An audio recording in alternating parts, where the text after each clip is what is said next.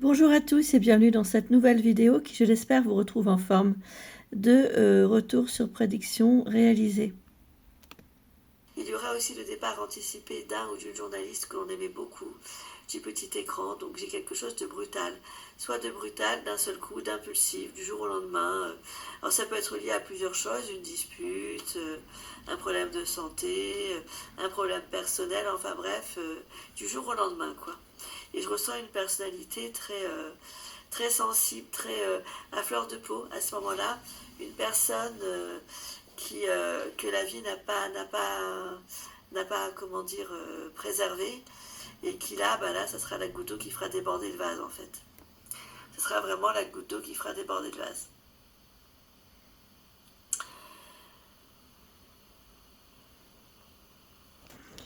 Suite à ma prédiction du 4 décembre 2025, nous apprenons plus d'un mois après, le 7 janvier 2026, la mort d'un journaliste surdoué et élu visionnaire, Guy Michel Ampochello. Je vous partage en dessous, dans la barre d'information de la vidéo, le lien de cet article presse qui vient confirmer ma prédiction. Ancien directeur de la rédaction de la Dépêche du Midi, ancien conseiller général et premier vice-président du conseil départemental de Tarn-et-Garonne, Guy Michel Ampochello est mort ce vendredi, donc avant le 7. Non, c'est ça, avant mardi 27 janvier, à l'âge de 88 ans. Je vous fais écouter la bande audio. Ancien directeur de la rédaction de La Dépêche du Midi, ancien conseiller général et premier vice-président du conseil départemental de Tarn-et-Garonne, Guy Michel Ampochello est mort ce vendredi à l'âge de 88 ans. La Dépêche du Midi est dans la peine, à l'annonce du décès de Guy Michel Ampochello survenu brutalement dans la nuit de ce jeudi à ce vendredi 9 janvier, à l'âge de 88 ans. Entré dans notre journal en 1959, il en était devenu le rédacteur en chef en 1985, puis le directeur de la rédaction en 1990, avant de faire valoir ses droits à la retraite en 1997, pour embrasser une carrière politique en Tarn-et-Garonne, aussi brillante et prolifique que celle qui fut la sienne dans le journalisme. Un homme d'action. Guy Michel Ampochello était un homme pressé, mais surtout un homme d'action. À Carcassonne où il a grandi, fils d'un artisan peintre en automobile, le pharmacien Pierre Sarcot qui l'a bien connu se souvient d'un garçon à l'esprit vif et plein d'idées, animé très tôt par la volonté d'entreprendre. C'est ainsi que parti à Toulouse après avoir décroché le baccalauréat, Guy Michel Ampochello que ses études de droit ennuyaient, a croisé la route de La Dépêche où l'on a tout de suite repéré sa remarquable énergie.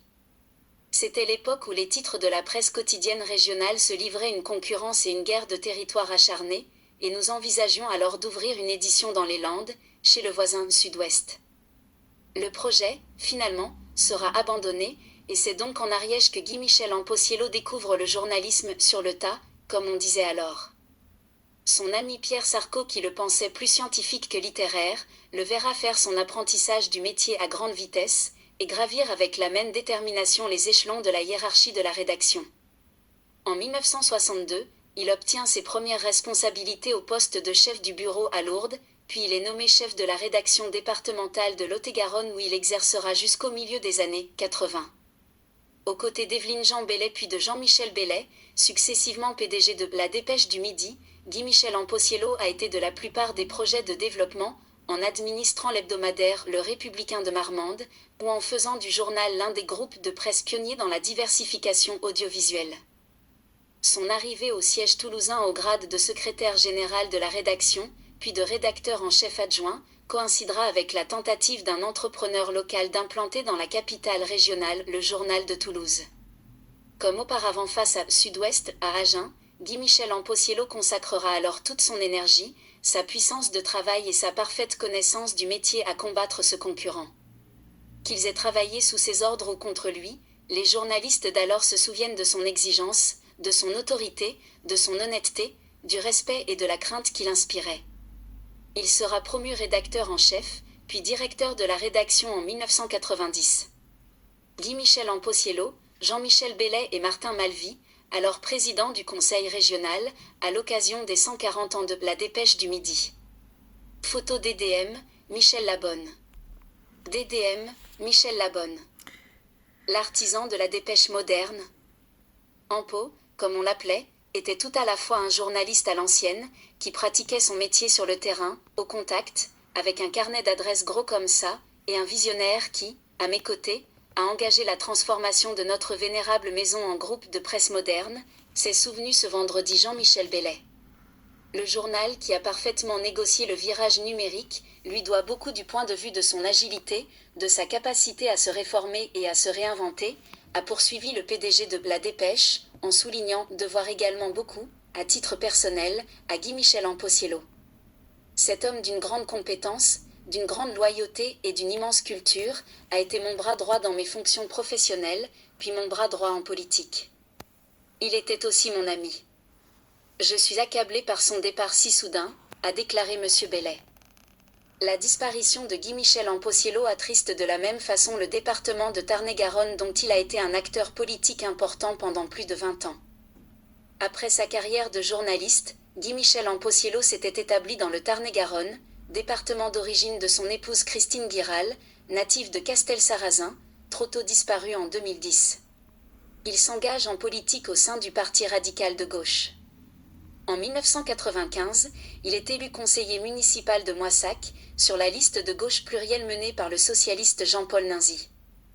Un visionnaire au service du Tarn-et-Garonne. 3 ans plus tard, il devient conseiller général du canton de Moissac II. Il siégera jusqu'en 2015 à l'hôtel du département aux côtés de Jean-Michel Bellet qui en fera son premier vice-président et le nommera président de l'Agence de développement économique.